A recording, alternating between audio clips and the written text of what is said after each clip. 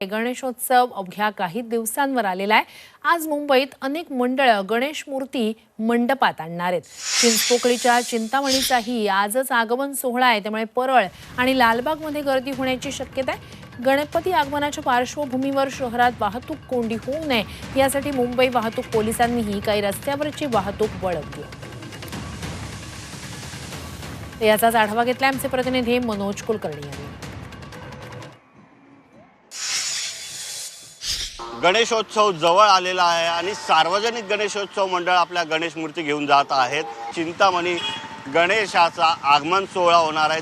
तत्पूर्वी मात्र या ठिकाणी वाहतूक बंद करण्यात येणार आहे आणि त्यासाठी मुंबई वाहतूक पोलिसांनी पर्यायी रस्ते सुद्धा दिलेले आहे। लालबाग परळ या ठिकाणी जे भाविक भक्त जमा होणार आहे त्यामुळे वाहतूक कोंडी होणार आहे आणि पर्यायी मार्ग जे आहे बॅरिस्टर पै मार्ग असेल किंवा नामजोशी मार्ग असेल या मार्गाचा वाहतूक चालकांनी वाहन चालवण्यासाठी वापर करावा असं सांगण्यात आलेलं आहे। दुपारी 2 वाजेच्या सुमारास या ठिकाणी मोठ्या प्रमाणात गर्दी होणार आहे आणि गैरसोय टाळण्यासाठी पर्यायी मार्गाचा वापर करावा असं वाहतूक पोलिसांनी आवाहन केलं आहे। व्हिडिओ जर्नलिस्ट धीरज मनोज कुलकर्णी, झी 24 तास, मुंबई।